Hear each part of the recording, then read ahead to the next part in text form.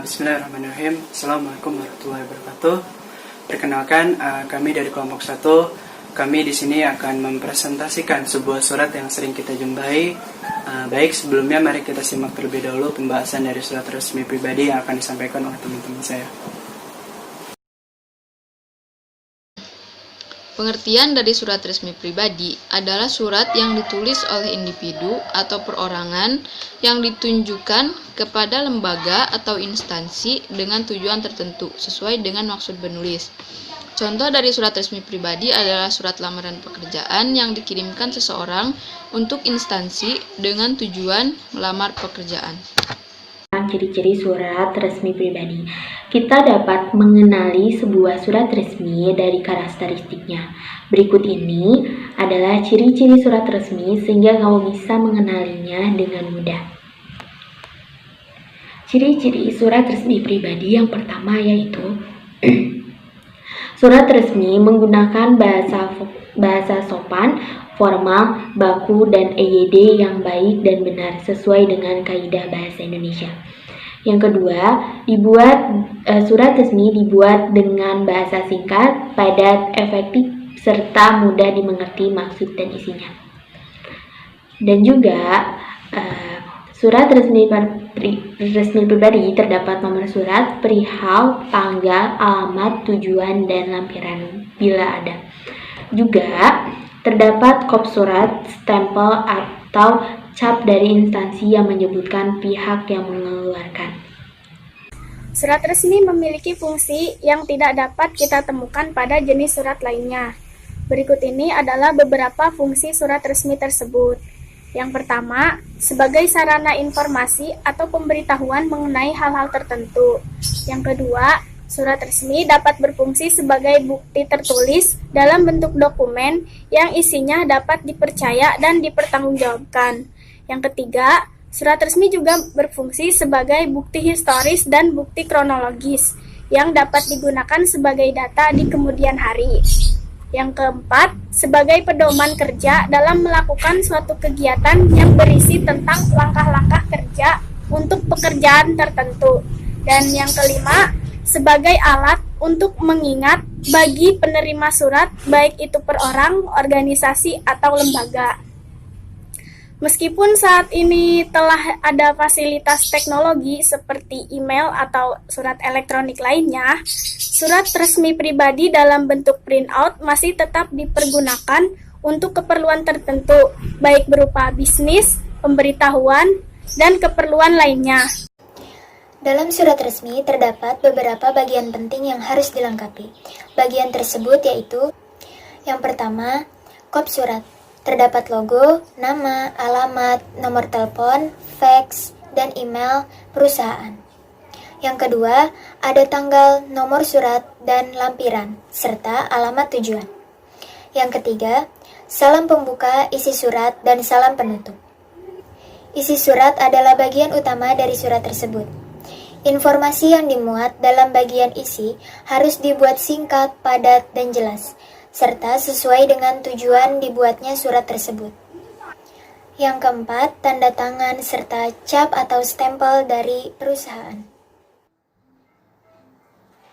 Lalu, ada apa saja sih macam-macam dari surat resmi pribadi itu? Di sini saya akan mencoba menjelaskan sebuah surat lamaran kerja. Nah, sebelumnya pasti teman-teman sudah mengetahui dong apa itu surat lamaran kerja. Nah, ya benar sekali. Jadi surat lamaran kerja itu sebuah surat yang dibuat oleh seseorang untuk mengajukan permohonan supaya si pelamar tersebut dapat bekerja. Gitu ya teman-teman. Nah, untuk fungsi dari surat lamaran kerja ini ada 3. Yang pertama sebagai tanda tertulis dan sebagai tanda resmi pengajuan permohonan pekerjaan. Yang kedua itu sebagai alat komunikasi. Nah, fungsi ini merupakan salah satu fungsi dasar dari setiap surat, di mana setiap surat sudah dapat dipastikan akan mengandung informasi yang sangat diperlukan kepada pihak yang dituju. Kemudian yang ketiga sebagai bahan pertimbangan. Jadi ini sudah dijelaskan di atas bahwa dengan hadirnya sebuah surat lamaran kerja, bahwa surat tersebut sudah mengandung sebuah informasi mengenai identitas diri dan sebuah pertimbangan bagi perusahaan apakah si pelamar tersebut dapat diterima dan dapat bekerja atau tidak ya teman-teman. Nah, untuk cara membuat surat lamaran kerja ini cukup simpel ya teman-teman. Yang pasti kita menggunakan bahasa yang baku, sopan, dan menggunakan bahasa yang formal. Kemudian tulislah kalimat dengan singkat, padat, dan jelas. Jadi ketika kita membuat surat lamaran kerja ini, diusahakan menulis dengan singkat, padat, dan jelas. Nah, tulislah secara manual. Nah, kita menggunakan tulisan tangan. Nah, bagaimana dengan seorang yang tulisannya jelek seperti saya gitu ya? Kita bisa meminta tolong kepada saudara kita atau teman kita yang memang tulisannya sudah bagus. Nah, biasanya sih ini sudah dapat dinilai ya bagi seseorang, karena perusahaan dapat mengetahui pribadi seseorang dengan dinilai dari tulisan tersebut ya gitu ya teman-teman, kira-kira seperti itu. Nah, kemudian memperhatikan kebersihan surat. Nah, ketika kita membuat surat lamaran kerja, diusahakan surat tersebut itu bersih, tidak ada kotoran seperti bekas coretan pulpen, penghapus, dan pokoknya surat tersebut itu harus bersih. Nah, kemudian isi surat tersebut dengan data diri yang jelas, sebuah informasi tentang diri yang jelas, terus serta lampiran dokumen-dokumen pendukung seperti riwayat hidup, fotokopi identitas diri, dan dokumen-dokumen penting yang menjadi persyaratan dari sebuah perusahaan tersebut. Kemudian yang terakhir, jika kita memiliki sertifikat atau penghargaan, tidak disalahkan untuk kita melampirkan dalam surat lamaran kerja tersebut. Nah, untuk ciri-ciri surat lamaran pekerjaan itu terdapat tempat dan tanggal. Contohnya dalam surat tersebut terdapat tempat dan tanggal Bogor 21 Juli 2019 gitu ya. Kemudian yang kedua terdapat lampiran dan perihal. Disebutkan 1 lembar dan sebagai surat lamaran kerja gitu ya. Kemudian yang ketiga ada alamat surat, contohnya yang terhormat kepada manajer PT ABC misalkan Jalan Sentul nomor 22 Bogor gitu. Kemudian ada salam pembuka, contohnya kita menggunakan kalimat dengan hormat, siapa, dan menulis alinea pembuka dengan menggunakan bahasa yang baik dan juga sopan gitu ya. Kemudian yang keenam itu ada isi. Dalam isi tersebut terdapat nama, tempat tanggal lahir, pendidikan terakhir, alamat identitas, maksud dan tujuan penulis, kemudian menyatakan lampiran, contohnya foto ukuran 3x4 2 lembar gitu ya. Terus ada penutup, contohnya demikian surat ini saya buat besar harapan saya bisa bergabung dengan perusahaan ini gitu ya. Kemudian yang terakhir itu ada tanda tangan di sebelah pojok kanan, contohnya dengan hormat, misalkan hormat, tanda tangan baru nama ya, Abdul Muhyiddin contohnya gitu. Nah, untuk jenis-jenis surat lamaran pekerjaan itu ada 2. Yang pertama itu surat lamaran pekerjaan ini digabungkan dengan riwayat hidup atau kurikulum vitae. Yang kedua itu surat lamaran yang dipisahkan dari sebuah riwayat hidup. Dalam cara ini riwayat hidup merupakan suatu lampiran dan cara ini disebut model terpisah. Nah, dalam praktek juga pemakaiannya lebih sering digunakan yaitu model terpisah. Kenapa? Karena pembuatannya memerlukan 2 kali kerja. Namun model ini banyak digemari dan digunakan oleh para pencari kerja karena suratnya tidak terlalu panjang teman-teman. Kalian bisa cari sendirilah contohnya. Kemudian dari mana sih kita mendapatkan sumber-sumber lamaran pekerjaan tersebut? Contohnya apakah kita mendapatkan dari media televisi, media sosial seperti Instagram, Facebook, dan lain sebagainya, atau referensi dari pihak tertentu gitu teman-teman. Nah, untuk unsur-unsur surat lamaran pekerjaan ini tentu kita mempunyai suatu bentuk yang menarik, kemudian punya suatu bahasa yang menarik, menggambarkan suatu kemampuan pelamar, kemudian dalam surat lamaran pekerjaan terdapat unsur-unsur yaitu kepala surat ya teman-teman, terus ada tempat dan tanggal penulisan surat, salam pembuka surat, tujuan surat lamaran pekerjaan, kemudian lampai dan persyaratan yang ditentukan, penutup surat, dan tanda tangan dan nama jelas si pelamar, gitu ya teman-teman. Kemudian hal-hal apa saja sih yang harus dicantumkan dalam surat lamaran kerja ini? Nah, yang pertama itu kita harus menyebutkan suatu sumber lamaran, gitu ya, seperti yang sudah disebutkan tadi oleh saya.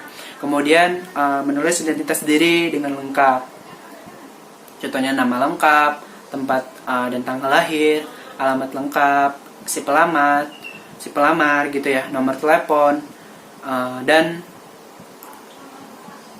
aplikasi diri dari pelamar juga harus memudahkan pihak perusahaan untuk menghubungi pelamar. Kita harus menentukan nomor telepon kita yang memang aktif, gitu ya, sering kita gunakan, gitu ya. Terus kita ada posisi yang dikehendaki, terus riwayat pendidikan, riwayat pekerjaan, bila ada ya teman-teman. Terus ada kemampuan lain yang dimiliki dari si pelamar tersebut, dan surat referensi. Nah, surat referensi ini bila ada yang memandang pihak memberi referensi mempunyai pengaruh terhadap pengambilan keputusan.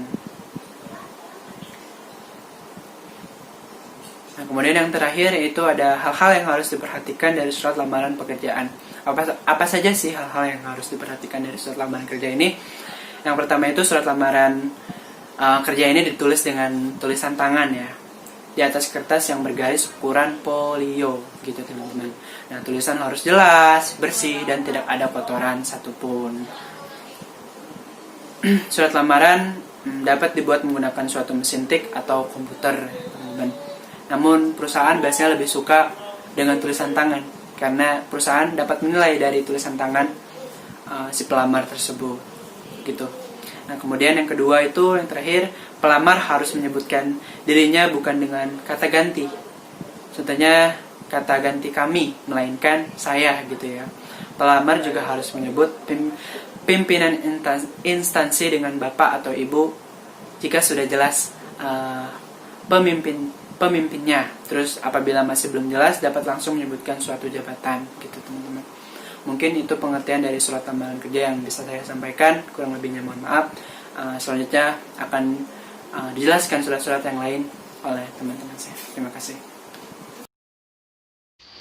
Oke, di sini saya akan menjelaskan tentang surat referensi.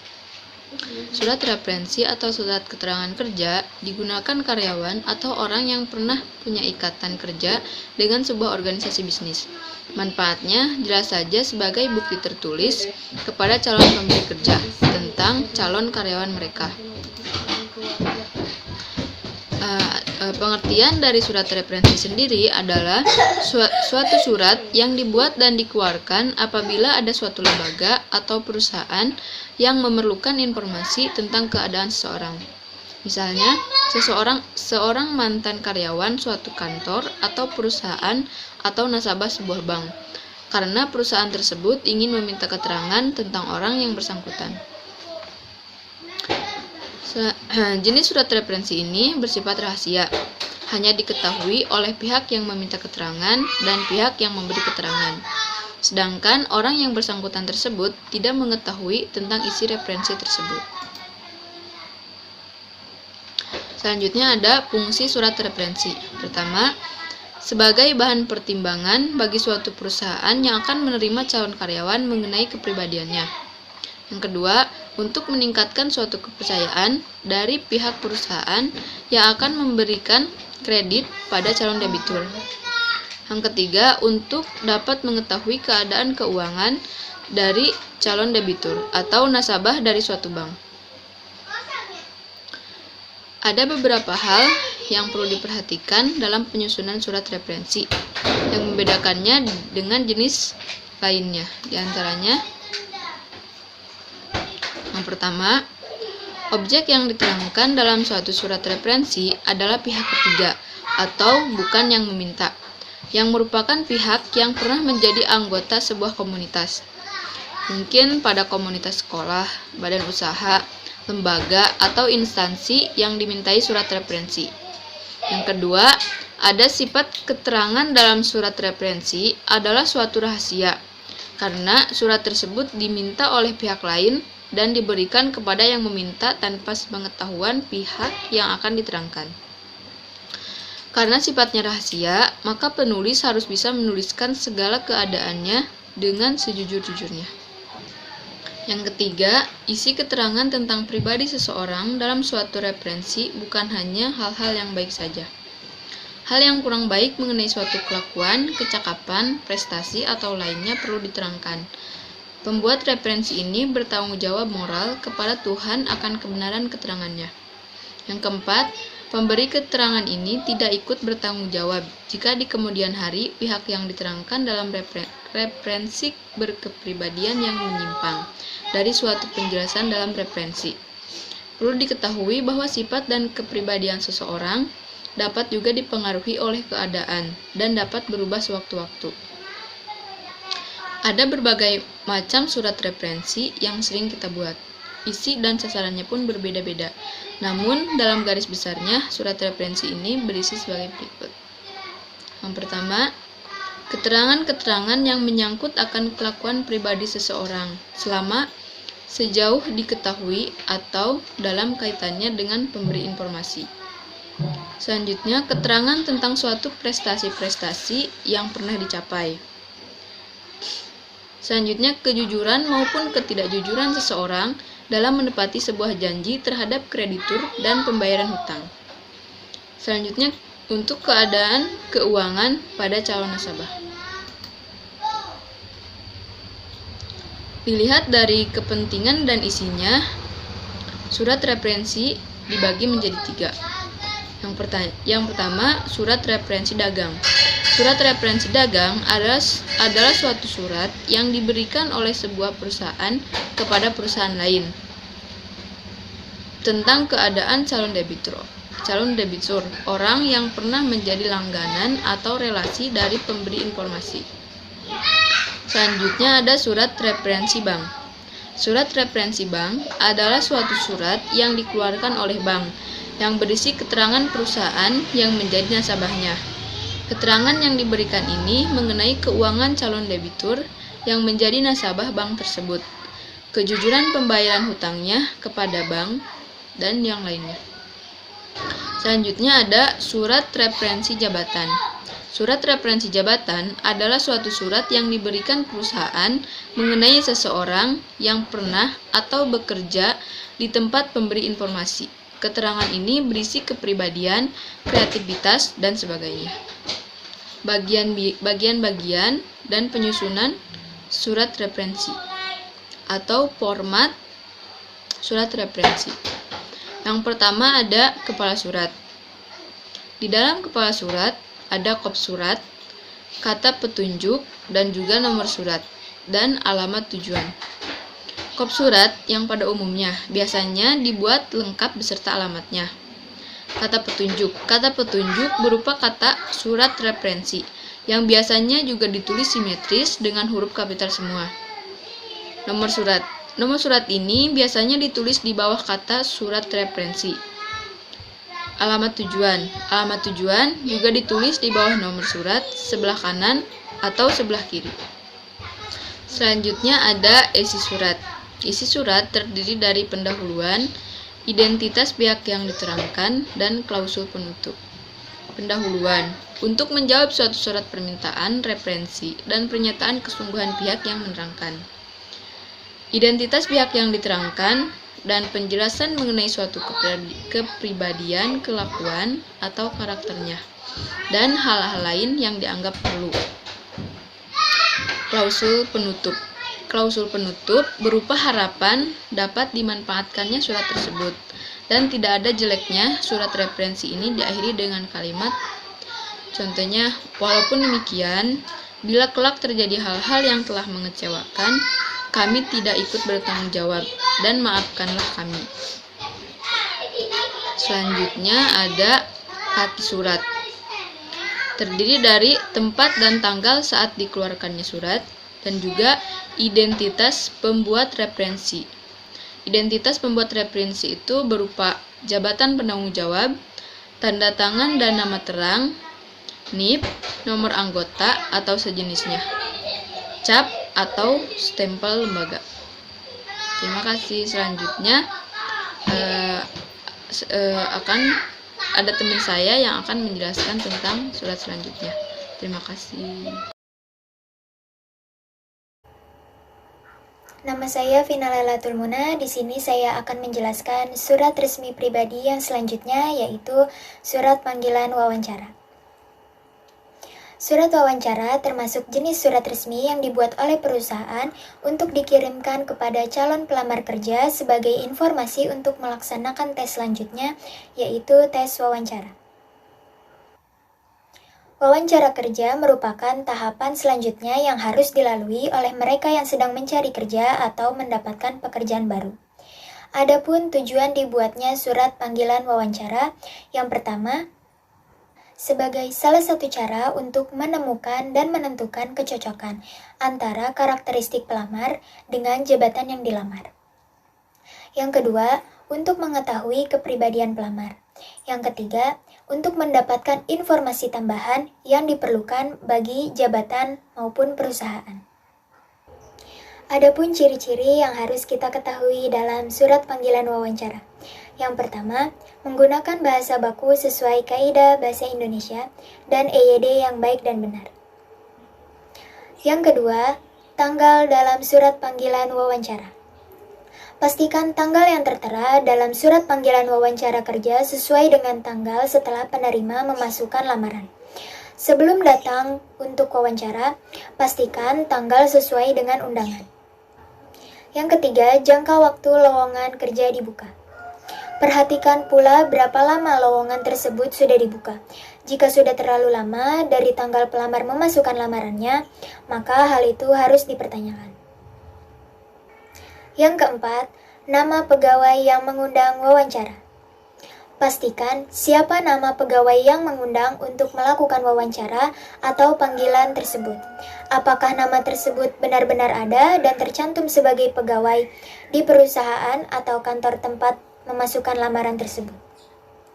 Yang kelima, nama dan jabatan manajer perusahaan. Pastikan nama dan jabatan manajer perusahaan atau HRD pada perusahaan tersebut benar-benar ada dan tercatat pada perusahaan yang diinginkan. Selanjutnya ada format dari surat panggilan wawancara. Yang pertama, ada kop surat yang berisi logo, nama, alamat, nomor telepon, fax, dan email perusahaan. Yang kedua, tempat dan tanggal pembuatan dari surat tersebut. Yang ketiga, nomor surat, perihal, serta lampiran surat. Yang keempat, ada alamat tujuan dan penerima surat. Ditujukan pada penerima yang akan mengikuti tes wawancara tersebut. Yang kelima, ada isi surat. Isi surat biasanya diawali dengan pembuka. Informasi tentang pelaksanaan tes tersebut, maksud dan tujuan pembuatan surat, untuk melakukan panggilan wawancara, dan selanjutnya informasi jadwal, tempat, dan lokasi pelaksanaan tes, serta catatan atau tambahan, dan diakhiri dengan salam. Dan yang keenam, tanda tangan dan nama jelas, serta cap atau stempel dari perusahaan tersebut. Berikut adalah contoh dari surat panggilan wawancara. Maraknya penipuan dalam surat panggilan wawancara sekarang ini, maka kita harus lebih teliti dan bijak dalam menyikapinya. Sekian presentasi dari saya. Terima kasih. Assalamualaikum warahmatullahi wabarakatuh. Nama saya Demi Yusuf. Saya akan menjelaskan tentang surat panggilan kerja. Surat panggilan kerja adalah surat yang dikirim atau dibuat oleh perusahaan kepada pelamar untuk informasi panggilan kerja atau surat pelamar ini termasuk surat resmi yang digunakan oleh perusahaan untuk melakukan wawancara kepada pelamar.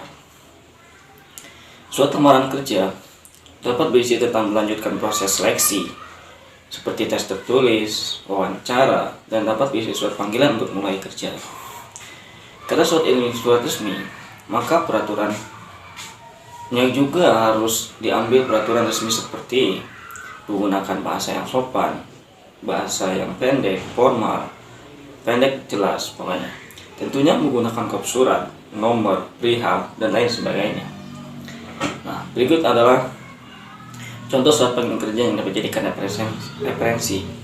Salah satunya surat memuat pernyataan bahwa pengirim diterima kerja atau diminta aktif untuk bekerja.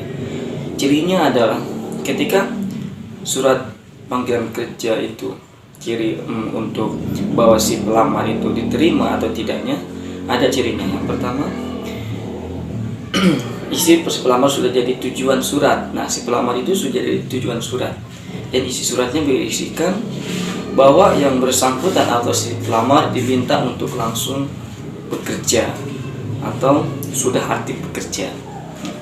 Adapun ciri surat panggilan kerja untuk seleksi selanjutnya atau dalam jangka waktu tertentu, maka diantaranya si pelamar ini untuk diminta untuk memenuhi persyaratan. Apa saja persyaratannya? Tentunya sudah tertera dalam peraturan bahwa persyaratan dari antaranya untuk yang pertama itu membawa ijazah asli atau fotokopi.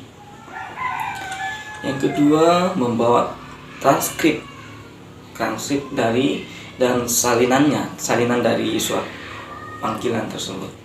Yang ketiga, membawa ATK atau pensil penghapus untuk seleksi selanjutnya. Yang keempat itu berpakaian atasnya putih, bawahnya hitam. Tentunya sepatunya disesuaikan dengan celananya, yaitu hitam. Nah, selain itu saya akan memberitahukan sedikit ciri-ciri tentang surat undangan interview palsu. Tentunya pasti dalam surat panggilan atau surat interview itu pasti ada yang asli atau yang palsu. Nah, di sini saya akan memberitahukan ciri-ciri surat undangan interview yang palsu. Apa saja? Di antaranya yang pertama itu mencantumkan nama semua kandidat yang diundang. Jadi ketika itu ciri-cirinya palsu, itu semua kandidatnya itu dipanggil ya, ditulis atau diundang. Yang kedua, semua biaya transportasi, biaya makan, konsumsi dan lain sebagainya itu ditalangi dulu oleh si kandidat. Nah, itu palsu. Yang ketiga, semua informasi yang diberikan sama sekali tidak relevan. Yang selanjutnya, banyak bagian yang tidak perlu atau tidak lazim tentunya, dan tidak perlu selanjutnya dan tidak perlu disebutkan lagi dalam undangan interview. Itu ciri-ciri surat undangan interview palsu. Sekian dan terima kasih. Assalamualaikum warahmatullahi wabarakatuh. Pasti ada yang asli atau yang palsu. Nah, di sini saya akan memberitahukan ciri-ciri surat undangan interview yang palsu. Apa saja? Di antaranya yang pertama itu mencantumkan nama semua kandidat yang diundang. Jadi ketika itu ciri-cirinya palsu, itu semua kandidatnya itu dipanggil ya, ditulis atau diundang. Yang kedua, semua biaya transportasi, biaya makan, konsumsi dan lain sebagainya itu ditalangi dulu oleh si kandidat. Nah, itu palsu. Yang ketiga, semua informasi yang diberikan sama sekali tidak relevan. Yang selanjutnya, banyak bagian yang tidak perlu atau tidak lazim tentunya, dan tidak perlu selanjutnya dan tidak perlu disebutkan lagi dalam undangan interview. Itu ciri-ciri surat undangan interview palsu. Sekian dan terima kasih. Assalamualaikum warahmatullahi wabarakatuh. Di sini saya, Firdan Hidayati, akan menjelaskan tentang surat peringatan.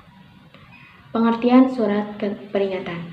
Surat peringatan yakni telah disingkat sebagai SP. Surat peringatan adalah surat yang berisi kesalahan yang dibuat oleh karyawan di perusahaan tempat dia bekerja. Surat ini ditulis dengan pihak perusahaan spesialis yang disediakan oleh karyawan yang melakukan kesalahan atau melanggar aturan. Surat peringatan memiliki 3 tingkatan, yakni 1, 2, dan 3. Peringatan yang telah dibedakan dengan berdasarkan kesalahan, level terendah adalah SP1 yang hanya peringatan saja. Jika Anda memiliki SP3, Anda akan dihilangkan dari perusahaan atau dipecat. Fungsi pengingat tersebut adalah untuk pemantauan kinerja karyawan. Ini juga peringatan bahwa karyawan tidak akan salah lagi, agar mendisiplinkan karyawan. Ketentuan surat peringatan. Surat peringatan ini diatur dalam pasal 161 Kode Perburuhan yang berbunyi 1. Jika seorang karyawan melanggar ketentuan kontrak kerja Peraturan perusahaan atau perjanjian kerja bersama majikan dapat memutuskan hubungan kerja setelah mengeluarkan surat peringatan pertama, kedua, dan ketiga. Yang kedua, surat sebagaimana dimaksud dalam ayat 1 berlaku untuk maksimum 6 bulan, kecuali jika digunakan dalam kontrak kerja, peraturan perusahaan, atau perjanjian bersama. Komponen surat peringatan. Berikut 5 komponen penting membuat SP karyawan yang efektif yang dibuat Michelle Schneider, seorang human capital spesialis. Yang pertama, alasan peringatan. Pastikan bahwa karyawan memiliki pemahaman yang jelas tentang apa yang mereka lakukan salah dan alasan pemberitahuan tertulis. Sebagai karyawan mungkin tidak menyadari perilaku mereka dan dampak atas perilaku tersebut. Maka penting secara harfiah untuk menguraikan pelanggaran dan menggambarkan hasil dari tindakan mereka.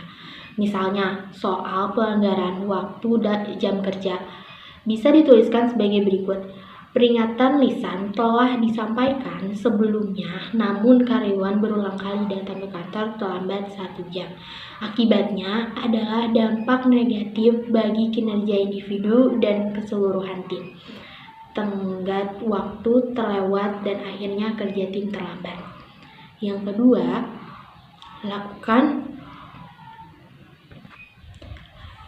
lakukan diskusi sebelum mengeluarkan SP. SP tidak boleh diberikan secara tiba-tiba tanpa lebih dulu diberikan pemberitahuan secara lisan. Teguran secara lisan terkait persoalan yang dialami perusahaan atau tim kerja harus lebih dulu diutarakan kepada karyawan. Sebab SP digunakan ketika teguran secara lisan untuk menangani masalah pada tahap awal dinilai telah gagal. Maka terbitnya SP adalah bentuk keseriusan atas masalah yang dilakukan karyawan. Yang ketiga, yaitu kebijakan perusahaan yang relevan dilanggar. Kebijakan perusahaan merupakan hal yang harus dijunjung dan dijaga karyawan. Kebijakan perusahaan bukan merupakan harapan pribadi. Jadi, bila seseorang karyawan melanggar kebijakan perusahaan, maka perlu ada parameter untuk memperbaiki perilaku mereka yang melanggar. Yang keempat, diperlukan tindakan korektif. Bagian di mana perusahaan, dalam hal ini diwakili HRD, harus merespon secara spesifik. Karyawan harus memiliki pemahaman yang jelas tentang harapan manajemen. Jika peringatan atau pemberhentian di masa depan diperlakukan, keputusan ini akan didukung oleh bagian ini. Maka pastikan karyawan mengonfirmasi bahwa mereka memahami apa yang diminta dari perusahaan. Sebab untuk memperbaiki masalah dan menghindari konsekuensi tambahan, karyawan harus melapor ke unit tertentu yang menangani personalia. Karyawan tahu dan paham soal konsekuensi yang dihadapi. Lewat SP, karyawan harus tahu apa yang terjadi jika mereka gagal mematuhi tindakan yang benar. Maka diperlukan adanya pemberian motivasi ekstra, plus menyajikan konsekuensi apabila diberi kesempatan untuk memperbaikinya. Jika karyawan gagal mengubah perilaku mereka, maka akan berakibat kepada peringatan tertulis, percobaan kedua, atau bahkan pemberhentian segera. Selanjutnya ada contoh surat peringatan yang seperti di atas.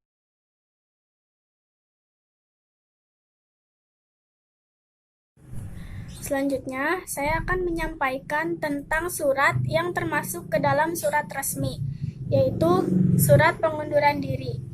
Surat pengunduran diri, resign letter, atau surat resign, merupakan jenis surat yang dibuat untuk menyatakan bahwa dirinya akan berhenti bekerja dari tempat di mana ia bekerja, baik itu bekerja di suatu perusahaan swasta atau bekerja di kantor pemerintahan. Mengundurkan diri ini dari pekerjaan merupakan hak seorang pegawai. Yang kedua, alasan pegawai mengajukan surat pengunduran diri. Yang pertama, karena masalah gaji yang kecil. Yang kedua, merasa tidak cocok dengan lingkungan pekerjaan. Yang ketiga, tidak mendapatkan kenaikan jabatan atau gaji. Yang keempat, ingin mencoba pekerjaan baru. Selanjutnya, cara membuat surat pengunduran diri. Yang pertama, memiliki alasan kenapa mengundurkan diri. Karena dalam penulisan surat pengunduran diri akan lebih kuat dan diterima jika di dalam surat ini memiliki suatu alasan yang masuk akal. Namun, alasan yang disampaikan harus bisa menjaga perasaan pihak perusahaan. Yang kedua, menggunakan kaidah kebahasaan yang ditentukan. Karena surat pengunduran diri merupakan termasuk ke dalam surat resmi, maka struktur penulisannya terdiri dari pembuka, isi, dan penutup, sesuai dengan kaidah kebahasaannya. Lalu yang ketiga, mengajukan surat paling lambat 30 hari sebelumnya, tertera dalam pasal 162 Undang-Undang 13 tahun 2003 tentang ketenagakerjaan bahwa surat pengunduran diri itu ditulis selambat-lambatnya 30 hari selepas tanggal pengunduran diri. Dan yang terakhir, memberikan kesan baik. Jika akan mengundurkan diri, lebih baik bertemu dengan atasan dan mengungkapkan suatu latar belakang kenapa Anda akan mengundurkan diri dari pekerjaan. Usahakan mengutarakan alasan sebaik mungkin, sopan, dan tidak ada unsur menyinggung pihak perusahaan. Lalu selanjutnya, format penulisan surat pengunduran diri. Yang pertama, nama kota dan tanggal. Biasanya ditulis di bagian pojok kanan atas surat, lalu diawali dengan huruf kapital. Pemisah antara nama kota dan tanggal adalah tanda koma dan diakhiri tanpa tanda titik. Contohnya, Surabaya, 19 Desember 2019. Lalu yang kedua, nama dan alamat yang dituju. Biasanya, surat resign ditunjukkan kepada bagian HRD atau bisa langsung kepada perusahaan. Jika ditujukan kepada perusahaan, maka harus ditulis dengan benar serta menyertakan gelarnya. Hindari penulisan kata di tempat, lebih baik jika menuliskan dengan nama kota. Contohnya, kepada yang terhormat, manajer PT, nama perusahaan, dari nama Anda atau nama pembuat surat, jabatan, nama jabatan Anda, departemen, nama departemen, hal pengunduran diri. Lalu yang ketiga, salam pembuka.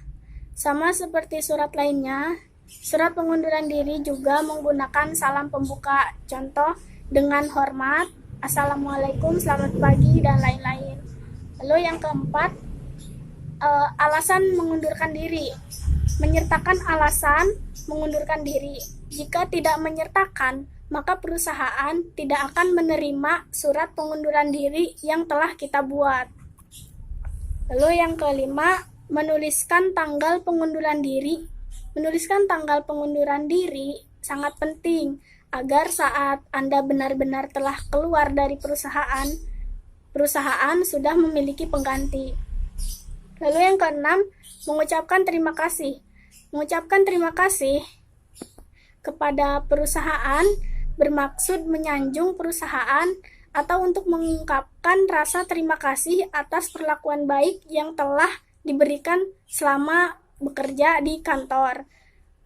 Atau bisa juga karena surat pengunduran dirinya telah diterima. Lalu yang ketujuh, permohonan maaf. Meski Anda merasa bahwa Anda tidak memiliki salah kepada perusahaan, Anda harus tetap meminta maaf. Karena mungkin Anda memiliki kesalahan yang tidak Anda ketahui. Lalu yang kedelapan, salam penutup. Salam penutup yang digunakan sebaiknya menyesuaikan dengan salam pembuka atau menyampaikan harapan untuk perusahaan. Contohnya, saya berharap perusahaan PT menjadi perusahaan yang terus maju dan berkembang.